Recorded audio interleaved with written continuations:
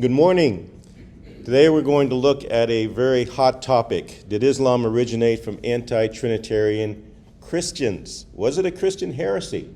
Well, we're going to look at the evidence. I'm going to present 9 pieces of evidence that I believe gives us a very different picture of Islam. So was it a Christian heresy?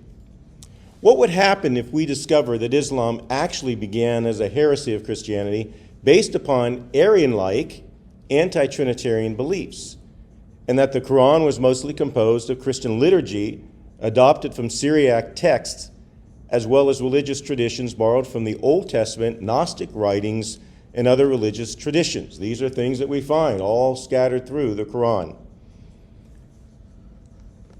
In addition, what if we have the evidence that this did not occur until the early 8th century, almost 100 years after the traditional death of Muhammad?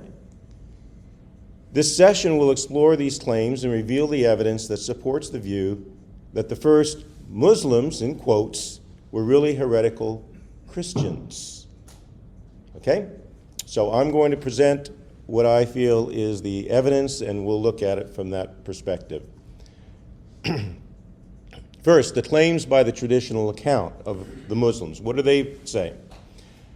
Well, they say that the life of Muhammad was lived out in the full light of history.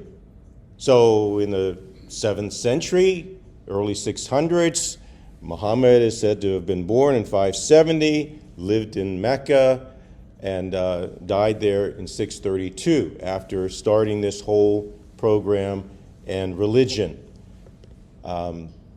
Well, what evidence do we have?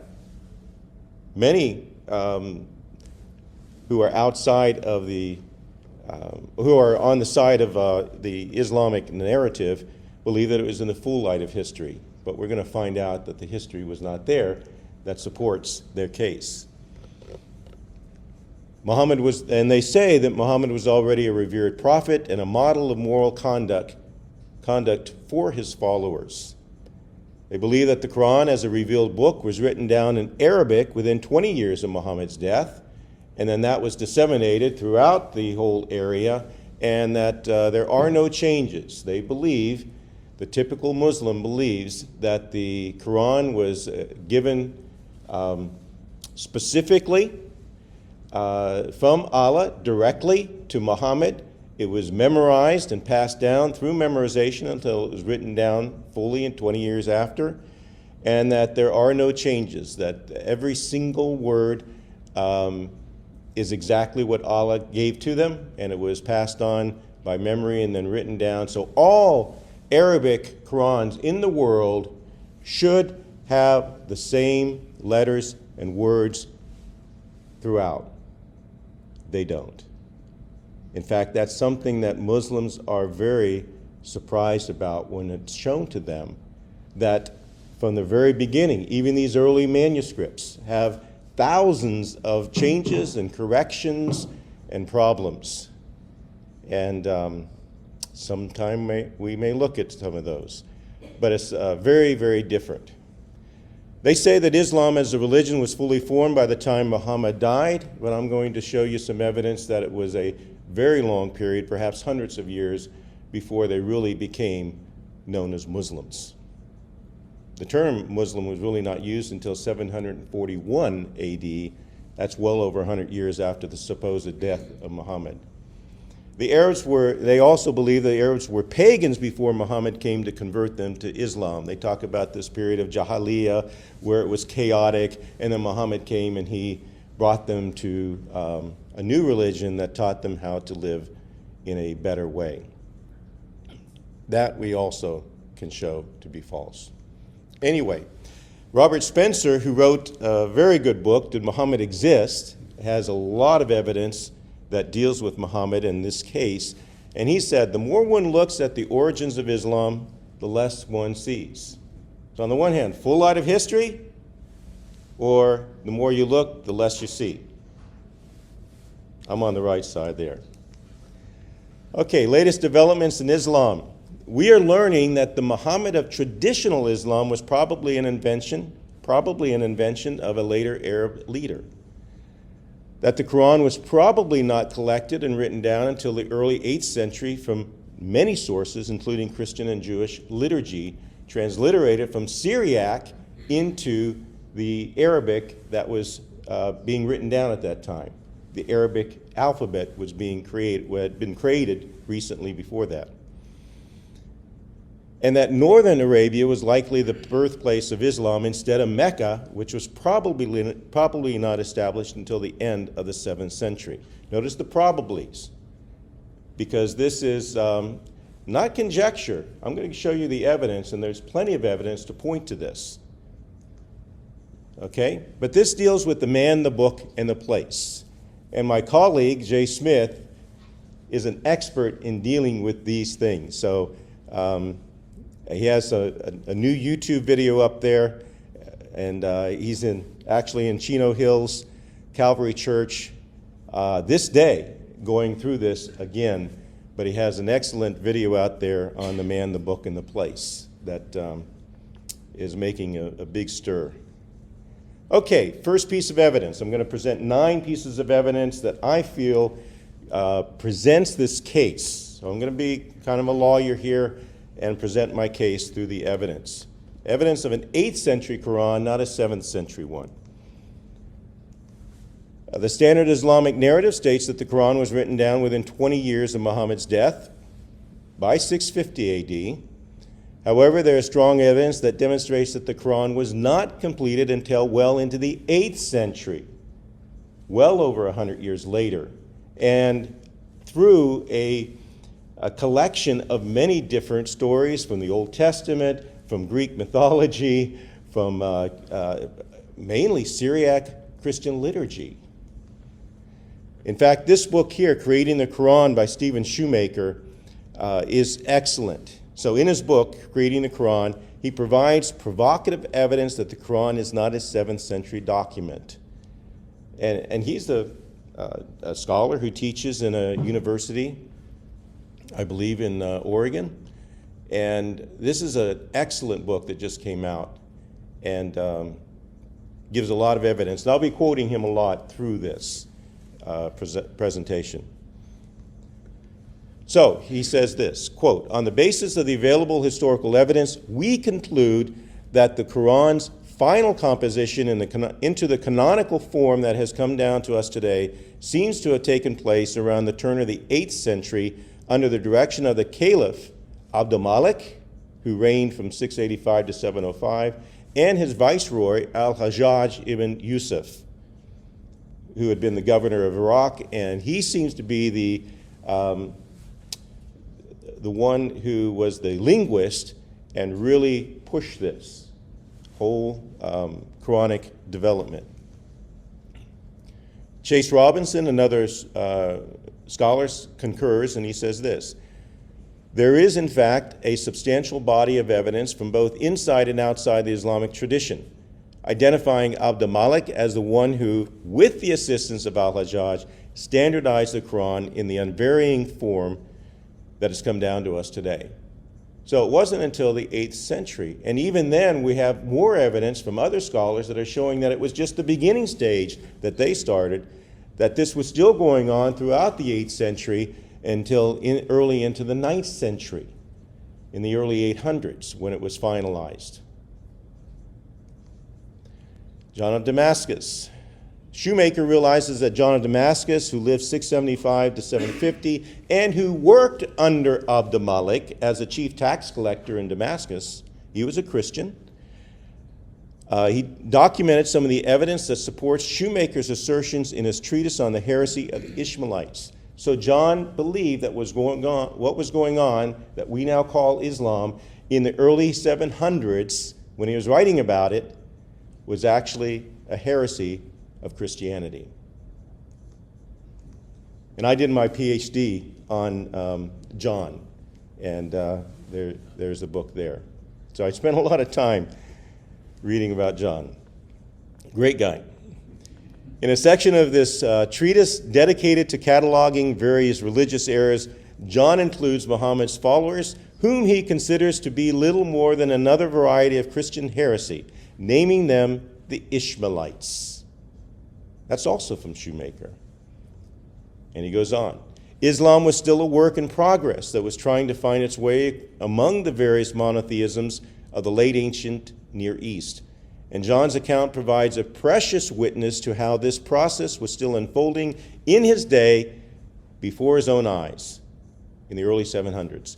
Indeed, it is likely that John would have been better informed than most Muslims regarding the affairs of the caliphate, including any official doctrines or scriptures that they were attempting to propagate. Why? Because he was a chief tax collector. He worked under al-Malik. They were still having to do all their taxes in Greek, and he was taking that position from his father before and his grandfather before that. In any case, Shoemaker goes on, John would have known well what was going on inside the caliphate at this time, and it surely stands as no mere coincidence that he identifies significant portions of the Quran as separate writings, seeming to confirm the conditions implied by al-Hajjaj's speech. It's very interesting when you get down into it. So clearly we must conclude, Shoemaker says, the sacred Ishmaelite writings that John knew in this era and describes in his account of their beliefs cannot have been the Quran as we know it in its present form. It was still evolving, still being collected, and I'm going to show you other people who say much the same thing about al-Hajjaj being the force behind the Quran. And then he finishes with this. On this basis alone, it seems highly unlikely that the Quran as we now have it had been completely fixed by the turn of the 8th century when John, who again was extremely well informed and well connected, wrote his description of the writings that Muhammad's followers ascribed to him and revered as sacred scripture. So John's work was very important in this time, and that was the heresy of the Ishmaelites. For many Christians at that time, like John of Damascus, this new religion was understood as just a heresy of Christianity, with anti-trinitarian beliefs and a false prophet. In fact, John, in his treatise, talks about Mahmed as a false prophet, and the religion that was being created at that time was, John said, leading to that of the Antichrist. Okay, the second evidence that the early believers were not Muslims, but rather a community of believers. But what did that consist of? Shoemaker also believes that Muhammad and his followers do not seem to have conceived of themselves initially as a separate religious confession distinct from others during the first several decades of their movement's existence. Instead, the earliest Islamic community appears to have been a loosely organized confederation of Abrahamic monotheists who shared Muhammad's intense belief in one God and in the impending arrival of the last day, and who joined together to carry out what they saw as the urgent task of establishing righteousness on earth, at least within their own community of believers, and when possible outside it in preparation for the end. So this community included Jews, Christians, Zoroastrians, but mostly Arabs were the ones who were involved. So did the Arabs come up from Mecca, down in the Hijaz, down from Saudi Arabia, or were they already there? That's going to be a little bit later. Fred Donner is a scholar. He taught at the University of Chicago for many years, and he referred to this community as the Mu'minun, or believers. Shoemaker says that this was probably a loosely organized confederation of Abrahamic monotheists. That's why Islam today wants to be included under Abraham. Submitting to God's laws through any of its successive revelations, from the Torah to the Gospels to the Quran, people of the book, the Old Testament people and the New Testament Christians. They shared an intense belief in one God and the impending arrival of the last day. These were the two key elements. They had to believe in, they had to be monotheists, which the Jews and Christians were, and it was a time of apocalyptic fever. They thought the end times were coming, and this movement really capitalized on that sense of apocalypticism, if I can put it that way. They had a goal of establishing righteousness on earth in preparation for the end. So this was the movement that became Islam later on, involving this community of believers,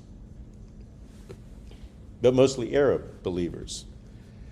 Shoemaker writes that prior to Abd al-Malik's rule, the caliphate appears to have shown a remarkable degree of tolerance for other monotheist faiths.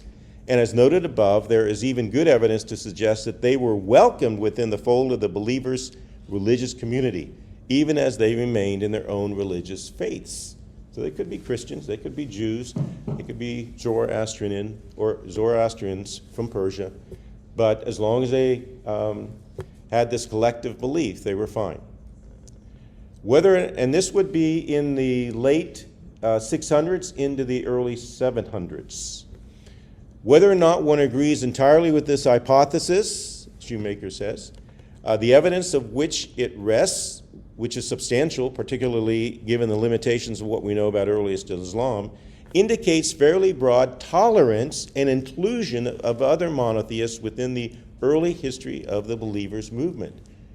So it was a movement of toleration at that time. And we do see a lot of indications of that when we dig deep into the non-Muslim sources. Okay, so evidence 3. Evidence of Arian-like anti-trinitarian beliefs. Well, who was Arius? He was back in the 4th century. He was a bishop in belief from Alexandria, Egypt, and he was the one that the Council of Nicaea in 325 was called for, because he was pushing this idea that Jesus Christ was a created being. Not God the Son, but the first creation, and that all things would have been created from him. But this is, most of his stuff was burned, so there's very little that we have of his actual writings. But this he wrote to his friend Eusebius of Nicomedia. Around 300 AD we have this. But we say and believe and have taught and do teach that the Son is not unbegotten, nor in any way part of the unbegotten, and that he does not derive his subsistence from any matter, but that by his own will and counsel he has subsisted before time and ages as perfect, as God, only begotten and unchangeable, and that before he was begotten or created or purposed or established, he was not. So there's a time when Christ was not, the Son of God, who we look at as the Son of God. Arius was saying he was not. But all things came in after that. He was before creation of all other things. And that stirred up, of course, a lot of controversy. And he was excommunicated at the Council of Nicaea. Of the 318 bishops there, 2 voted for him, 316 against him. And that's where we have the formulation of the Trinity, one essence, 3 persons, and Christ being one of those persons, eternal as God is eternal. Well, that caused a big stir, and even though it went underground and he was excommunicated, just a couple decades later, after Constantine died, those who took over after him became Arians. They pushed Arianism throughout the Christian world at that time. It's a mess. Quran verses refuting Trinity. So here you have 2 verses that refute the Trinity and give you a good indication of what Muslims will point to when they try to refute the Trinity with you. So this is Surah 4:171. It says, the Messiah, Jesus, son of Mary, was only a messenger of Allah and his word, which he conveyed unto Mary, and a spirit from him. So believe in Allah and his messengers, and say not 3. Cease.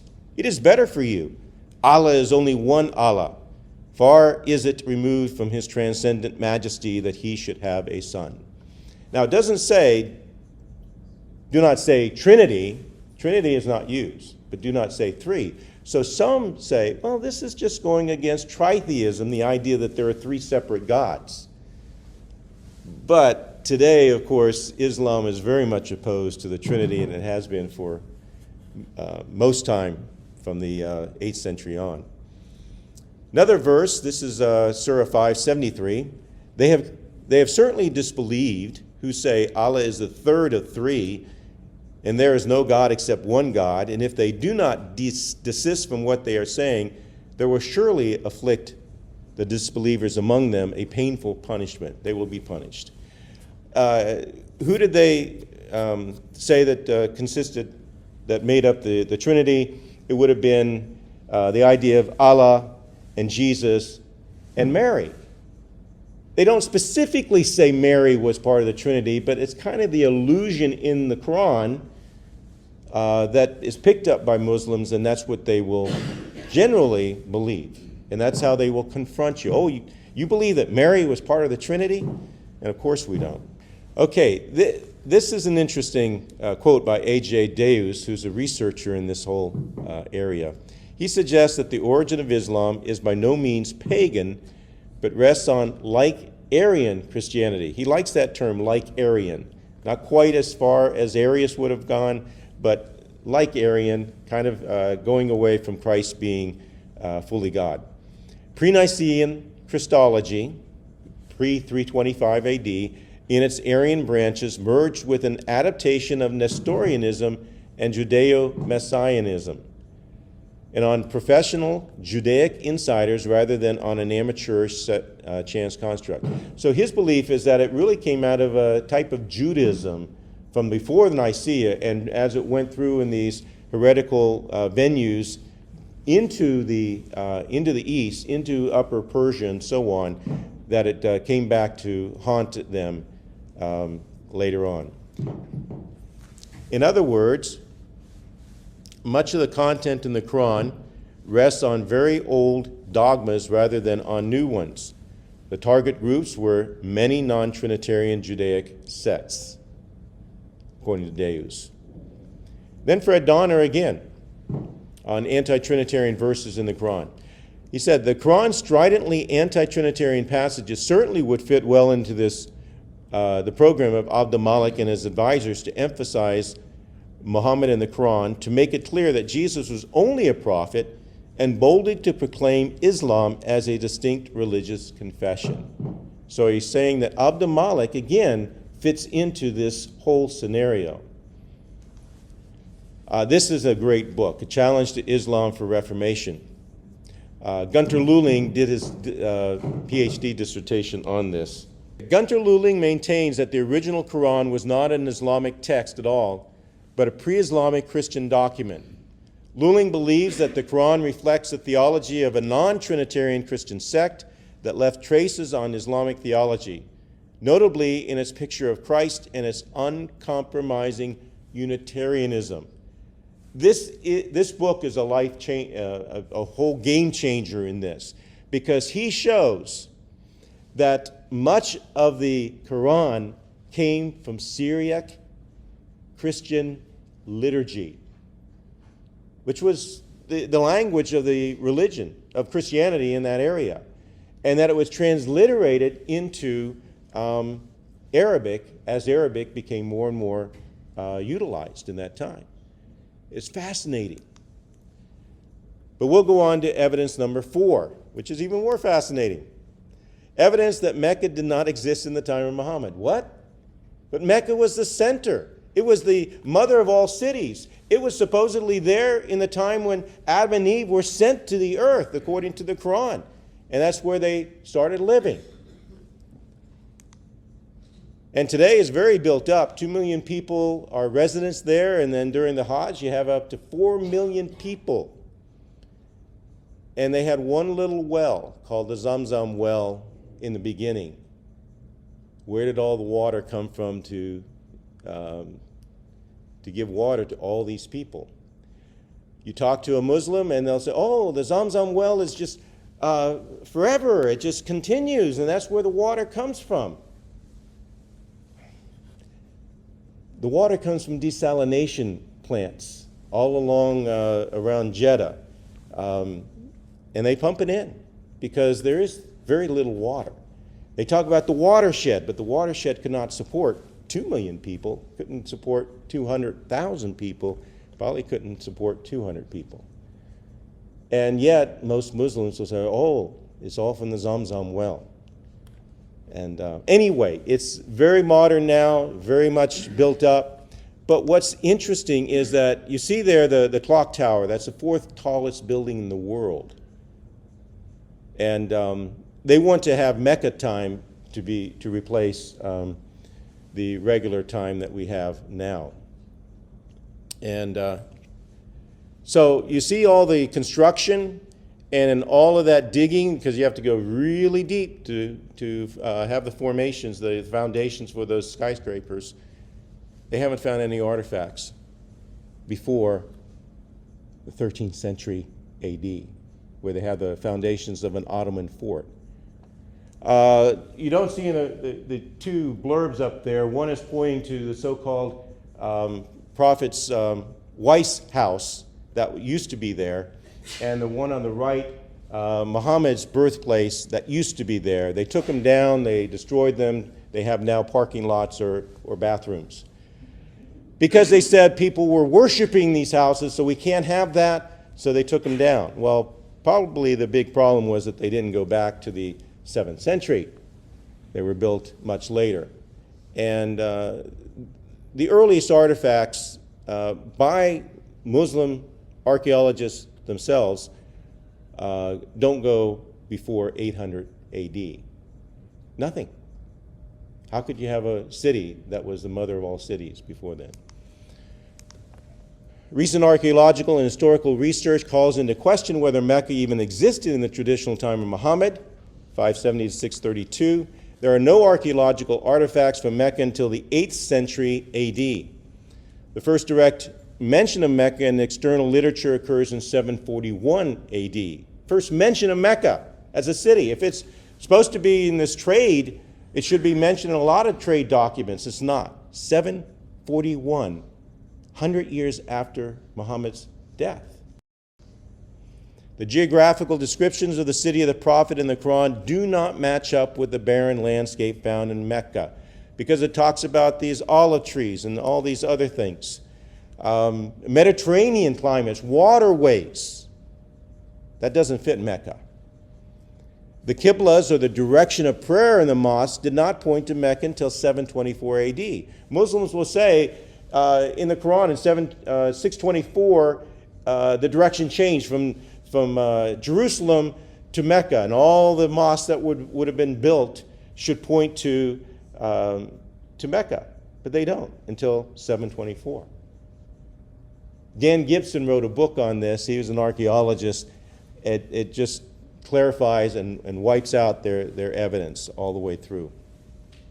The pilgrimage to Mecca was not established until the Abbasids had taken over in 750 AD. The original pilgrimage was to Jerusalem. In fact, that's where they originally would have circumambulated around the temple 7 times.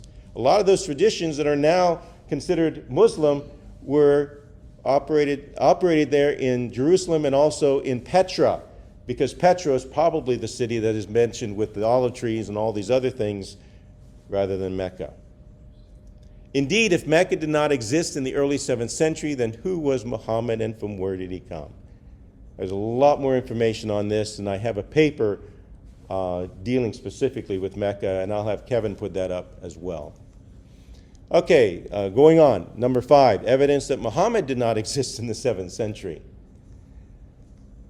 Nothing is known of Muhammad until the late 7th century from within Arab sources, when al-Malik posted it in the Dome of the Rock. Much of what we know of Muhammad is written down hundreds of years later and hundreds of miles away, way up in the north, mostly in Persia, in what are called the Hadith, these stories of Muhammad that really control the lives of Muslims even today. Because the Sunnah is supposed to be whatever Muhammad did or said, that's what you do or say now. Clothes you wear, the beard length, all that is in the Sunnah. It looks like he is nothing more than a later redaction. In other words, written backwards from the 8th century and made a person, because we'll see that Muhammad probably does not refer to a person until the 8th century. Possibly begun by al-Malik. The first coin to mention Muhammad was minted by al-Malik in 692 AD. First inscription with Muhammad's name on it is not until 690 AD, same period, by al-Malik. Could the term Muhammad simply mean the praised one or the chosen one? Because it is very conceivable that it is a title, and that's what a lot of researchers are saying today. According to the Inara Institute scholars, the beginning of Islam was a movement led by al-Malik to unite all the Christians of the Arabian Empire, monophysites as well as Nestorians. Jesus would be conceived as Abdallah, the servant of God, and known as the Muhammad, or the praised one, because they were following Jesus. They were Christians. The move would be similar to the position of Arius, who claimed that Jesus was a created being, or like Arian. That goes back and forth. I kind of get away from the Arianism, but it seems to fit into that to some extent. This view of Jesus was promoted through the minting of coins and also etched on the walls of the Dome of the Rock, and we'll look at that last. So let's go on to 6. Evidence that the Arabs were already part of the Byzantine Empire, already there. Not from Mecca, not from the Hejaz, way down Saudi Arabia, but from North Arabia, right there in Syria, in the Levant, Jordan, Petra, and also in Persia, Iran, and Iraq today. The Byzantine period began with the fall of the Roman Empire in 476, when the last Western emperor was overthrown in the West. However, the Roman Empire's eastern capital, Constantinople, was founded in 330 AD by Constantine, and some say this was the beginning of the Byzantine Empire. The Byzantine Christianity was Orthodox, but other Christian views were held by Nestorians and Miaphysites in that area around Jerusalem, in Jordan, in Syria. They were the Ghassanids and the Lakhmids. They even had their kingdom. They came up from Yemen. So who were the Ghassanids? An Arab tribe that immigrated from Yemen in the early 3rd century to the Levant. Many converted to Christianity. The Ghassanids became a client state to the Byzantine Empire and fought alongside them against the Persian Sassanids and their Arab vassals, the Lakhmids. So these two groups, Arab groups, did a lot of the fighting in this long battle between the two groups, the Byzantines and the Persians. They were known as Syrian Arabs, or the Saracens, from Sarah. The Ghassanids favored Miaphysitism, and their promotion of a simpler monotheism may have opened the door for Islam. But they were Christians. They just had a different view of Christ, and we'll see that very briefly. Here are some coins, and you see them holding up the cross. They were kings. They had their kingdom, but they also worked with the Byzantines. The Lakhmids were the ones who allied with the Persians. The Lakhmids comprised an Arab kingdom in southern Iraq and eastern Arabia, with Al-Hira as their capital, 300 to 602. And then they were cut off, and their leaders were killed by the Persians. They also immigrated from Yemen in the 2nd century. They're known as Mesopotamian Arabs or Ishmaelites. So you have those names all the way through, Saracens and Ishmaelites. And it may be reference to these two different groups who were Arabs, but Christian Arabs for the most part. They were often clients of the Sasanian Empire, especially in the Byzantine-Sasanian Wars. And the Lakhmid Christians followed the Nestorian views on the nature of Jesus Christ. So let me just give you a quick comparison between these two views. Miaphysitism, this was with the Ghassanids, they looked at Christ as two persons having one nature. In other words, the human nature absorbed into his divinity, and that was condemned in one of the councils, but now it's been ameliorated today, and these are the people who would be Coptic Christians in Egypt, and we consider them okay. Nestorianism, which the Lakhmids followed, believed in that Jesus had two natures and was two persons, so they had looked at him as two loosely united natures, divine and human. So often They said, well, that was Christ doing that as a man, so he didn't know that. They separated Christ too much, whereas the Orthodox Christianity says that he has two natures, but he's one person. And that hypostatic union, that the divine and human work together and always are in unity with one another. It's different in that way. And then, of course, you had Arianism, which said that Jesus was just one nature, human nature. He was a person, he was not God. So these were the type of viewpoints that you had at that time. Christ is not God. And Chalcedonian theology was the orthodoxy of Constantinople. The Miaphysite churches were heavily persecuted by the imperial authorities. So here they were Arabs, they were working with the Byzantines, but they were persecuted. Patriarchs were tasked with converting or executing Miaphysites as heretics. So there's a lot of controversy going on, a lot of persecution. Nestorians were also persecuted, but mostly out of reach in Persia. So they did not bear so much of that persecution.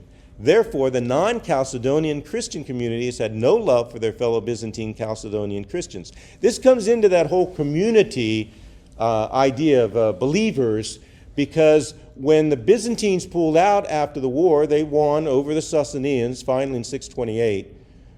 But the Byzantines, like in Afghanistan, we pulled out, and who came in? Others. And at that time, the Arab tribes who were Christians, but with a different viewpoint, came in and started taking over. But they were already there. They're already living in that area. So the people knew them and actually praised their governance at first because the taxes were lower and there wasn't as much pressure. There wasn't that persecution. They were accepted. So that's something we do find in the literature. The Byzantines and Sasanians periodically went to war with each other. Control over trade or control over Syria and Iraq ended in 628. The Sasanians conquered Jerusalem, 622. Heraclius, the Byzantine emperor, gave his Arab vassals more autonomy. This may be the year of the Arab that's written in records. This is redacted back to say, well, this was when Muhammad escaped from Mecca, went to Medina, and that was the Hijrah. So it goes AH. The time scale for Islam is AH, after the Hijrah. But it could have been this time that they gained autonomy, because it surely was used by them when the Byzantines left 6 years later. In 628, the Byzantines trounced the Persians and ended the war. And one scholar says this: needless to say that by the end of this conflict, these two formerly dominant empires were shells, ripe to be defeated by a new player on the geopolitical scene. The Persians had expended enormous blood and treasure on this enterprise and were totally beaten by Heraclius. Their armies were decimated, their treasury empty, the people resentful of the heavy taxes that had been levied to pay for an unsuccessful war, and Khosrow II's deposition, he was a Persian, brought about a period of huge turmoil around the throne, with various claimants and their backers fighting amongst each other and no political stability whatsoever. It was a perfect way for the Arab Christians to take over. 7, evidence of a new Christian movement. And this involves some of the first so-called caliphs. Muawiya, the first caliph, historically, was probably a Christian. Muawiya ibn Abi Sufyan, 597 to 680, was the first bona fide Arab leader and caliph, though they weren't called caliphs at that time. They were called emirs, leaders of the faithful. The first four may have been minor historical leaders and were mostly made up in later writings, right after Muhammad, Abu Bakr, and Uthman, and Umar, and then Ali. We don't have any historical evidence of them in the 7th century. It was all redacted back. But Muawiya, we do have historical evidence, and it was under his leadership that the Arabs were unified and swarmed over the land. Muawiya was probably a Christian. There is an inscription at Gadara with a cross at the beginning.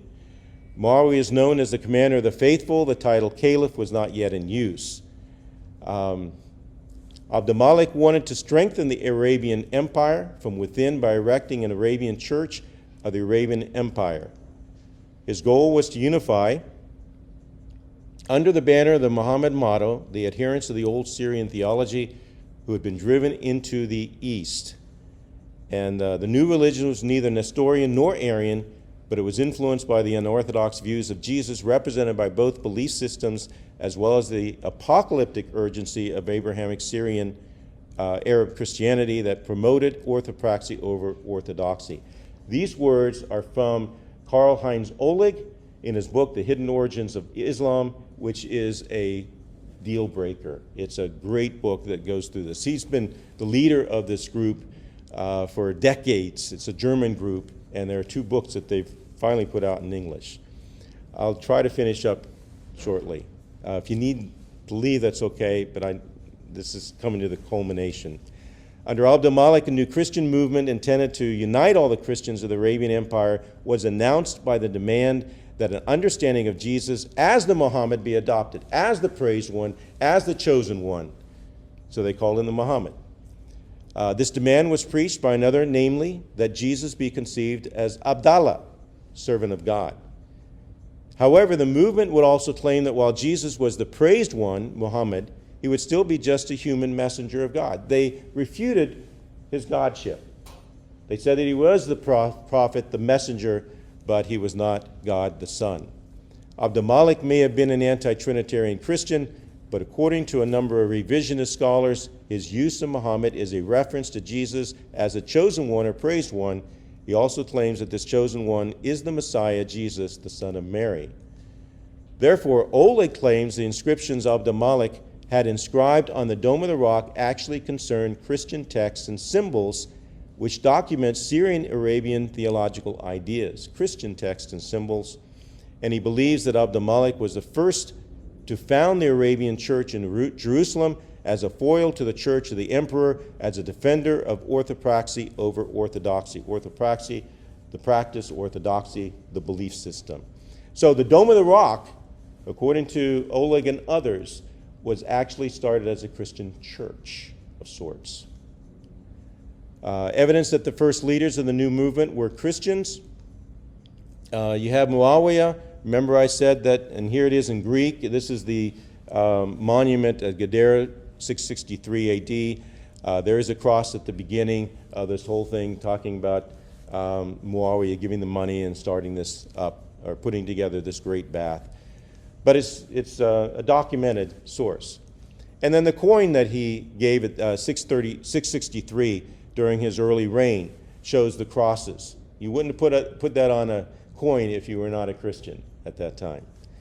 And here you see a Byzantine coin, but Abd-al-Malik started changing that. He was the disruptor. He took the cross out in the coin that he minted later on in the 690s. So Abd-al-Malik makes Arabic the international language and introduces the first Islamic coins. And so you see that on the right side. He has his picture at first in the early ones with the Shahada, there is no God but Allah. And then in 696, he takes away all the images. And there are no images on any Islamic coins from that point on. The image became intolerable. But this was the earlier coin. Volker Popp writes, the contemporary epigraphic materials allow one to reconstruct the contents of Abd-al-Malik's dawah, or mission, evangelism, namely the understanding of Jesus as the Muhammad, who as Rasul, prophet, is the apostle of the Sasanian Arabs, the Lakhmids. We can understand this view better when we explore the inscriptions in the Dome of the Rock constructed during the rule of Abd-al-Malik. This is the last evidence, 691 to 692, and I'll quickly do this. Evidence that the Dome of the Rock was originally a Christian church. So there it is, high up on the Temple Mount, and it overlooks down below. You would have the Church of the Sepulchre, which was the Byzantine church. So it was as if Abd-al-Malik was, as a type of Christian, was saying, this religion or this religious view that I have is more superior.